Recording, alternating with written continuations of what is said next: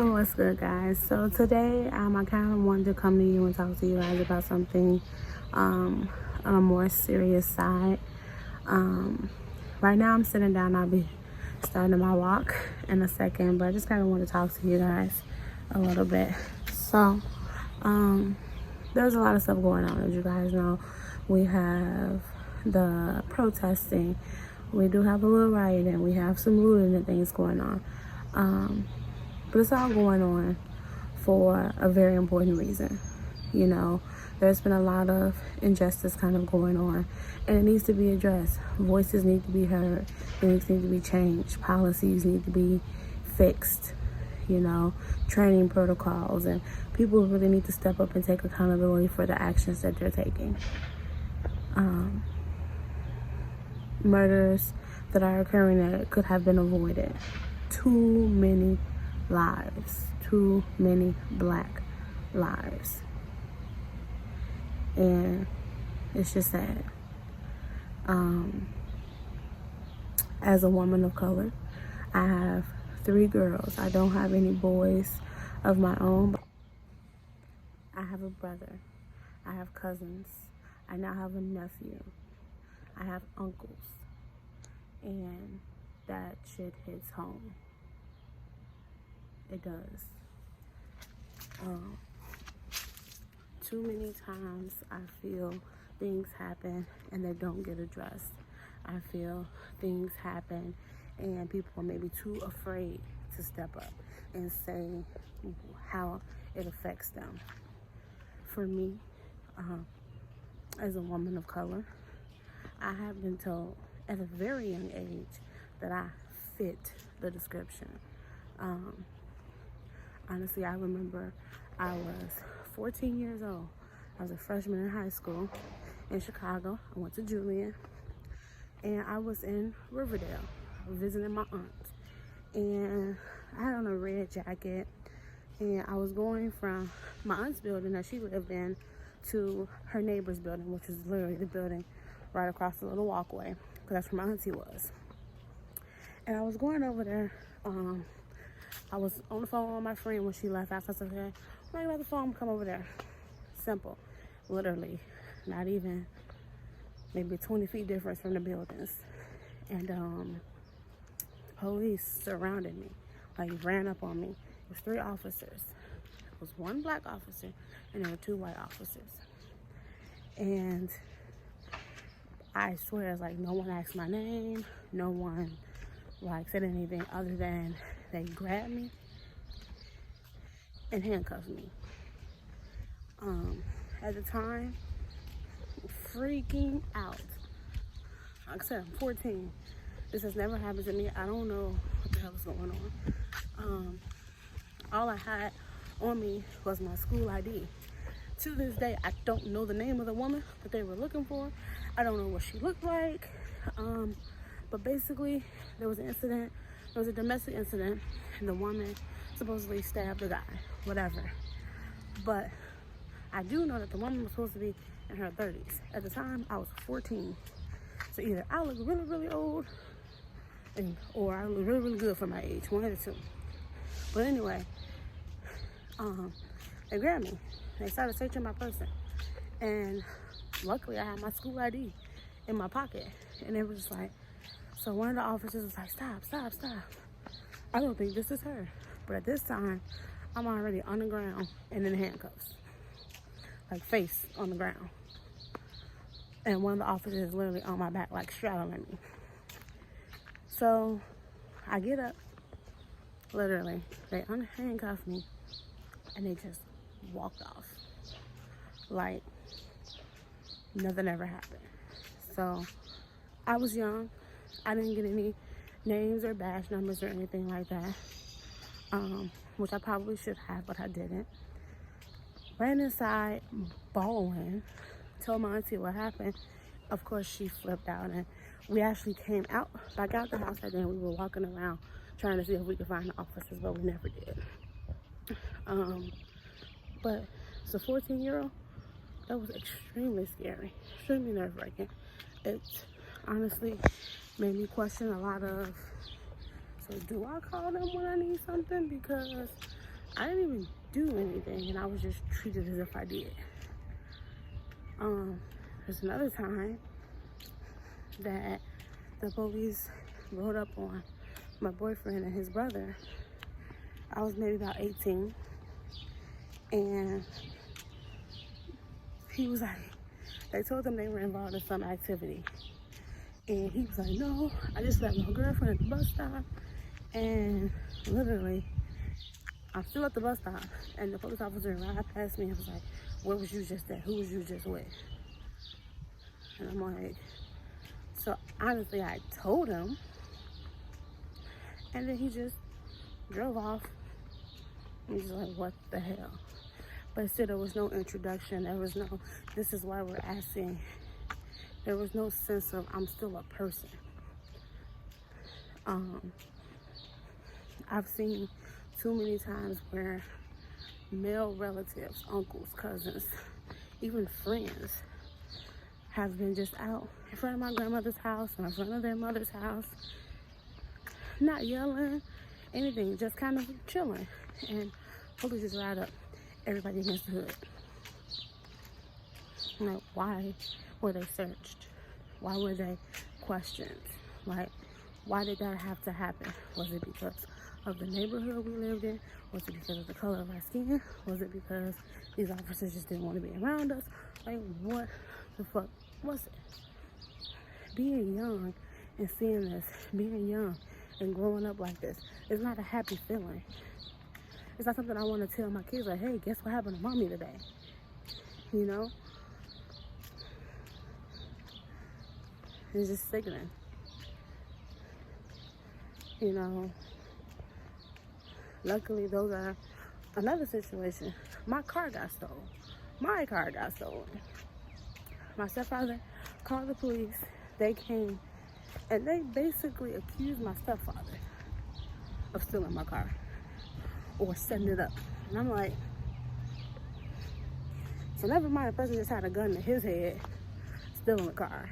And by the time they got done, they asked more questions about my stepfather and who he was and all of this and that before they asked any questions about who stole the car, what they were wearing, how they looked, any of that, which direction did they go in. And then they pretty much just told me they follow up with me. Long story short, I'm still waiting on them to follow up with me. And that was back in 2005. Yeah. So I have a lot of rage. It is frustrating. Growing up in a world where you're supposed to be equal, yet you have all these limitations. Having to have the conversation with your kids that, yeah, we all supposed to be equal, but you can't do this. You should not do that. In this situation, you can't do that. Don't say this. Don't say that. Don't go here. Don't go there. That's frustrating. My children are 10, 5, and 2, and I already had to have this conversation with them. I have a child who has a disability. She has autism. Sometimes she has like panic attacks if it's too loud, if it's too noisy, if there's too many people around her. That's a constant worry because my child could be somewhere at like a party or a zoo or something. Something happens and it's too much for her. It's like overload, sensory overload, and she could be a target. And I wonder, are they gonna ask any questions? Are they gonna ask someone, do you know what's going on with her? Or could my child just be shot without warning, without thought? That's nerve-wracking. I have a brother who lives in Chicago. I worry about him every day, whether he knows it or not. Is he gonna go to work and come back home okay? Or is he gonna fit the description? Or is he gonna be jumped? Or could he just be walking across the wrong street at the wrong time?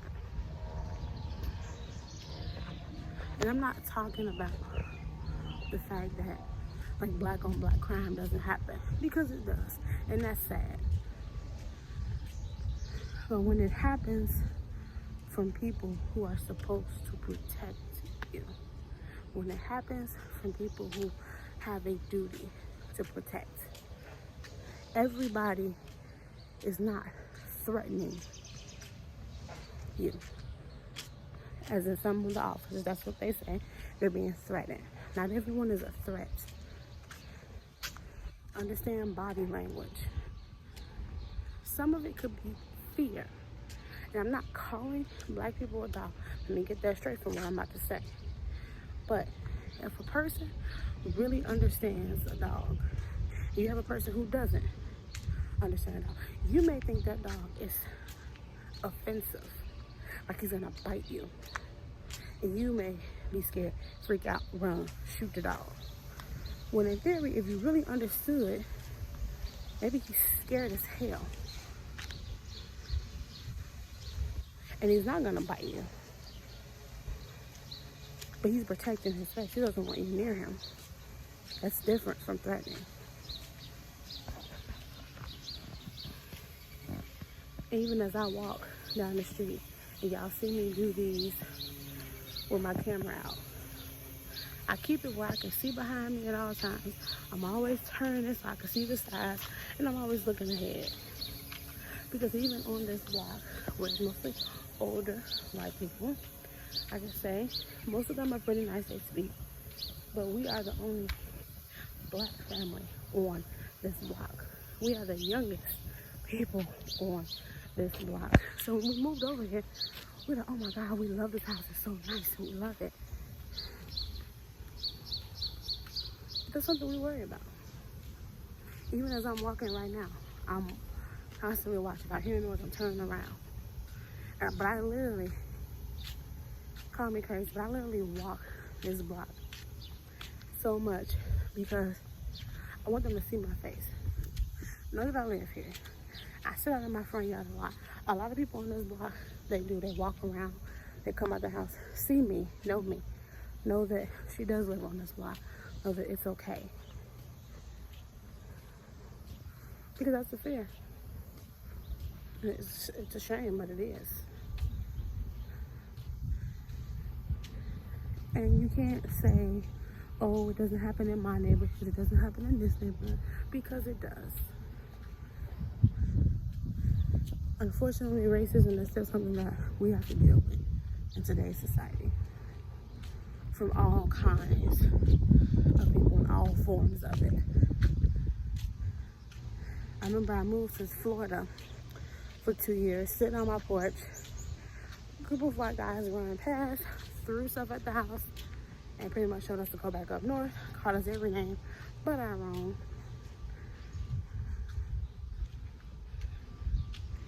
I mean, I have a husband, and he's a big guy. He's damn near 6 feet tall, he's heavier, and he naturally has like a look on his face. It's not like he's gonna just jump out, snatch somebody's purse, beat somebody, anything like that. But I always tell him, be careful when you go out. Don't go out the house without me. Don't go out the house without someone who can assist you. Because I'm always worried if something happens, you're a big guy, you're automatically gonna be seen as a threat. Whether you're trying to help or you're trying to stay the fuck out the way. And it's sad that that's the world that we live in. It's crazy that to have to grow up telling your kids, don't do this, don't do that. If approached by the police, say this, say that, keep your hands here. You should never have to do that from the person or persons who are supposed to be there to protect you, who you're supposed to call if you're in danger. You should never have to fear that calling for help will end your life. You should never feel like you're being hunted, stalked, and killed. You shouldn't have to worry about the teammate and how they may feel. You just should not have to worry about that. And yes, people are looting, people are rioting, people are protesting. As we all know, everyone handles grief differently.